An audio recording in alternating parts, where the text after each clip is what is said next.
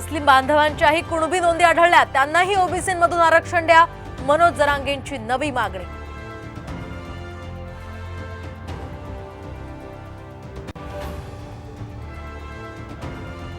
आगामी विधानसभेत भाजपला हव्या 160 ते 170 जागा, कोर कमिटीच्या बैठकीत मंथन सूत्रांची माहिती।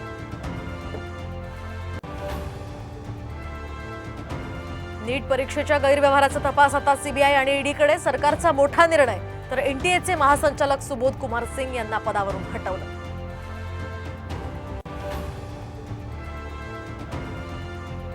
नीट परीक्षा घोटाळ्याचं महाराष्ट्र कनेक्शन, लातूर जिल्ह्यातनं 2 शिक्षक ताब्यात, सूत्रांची माहिती।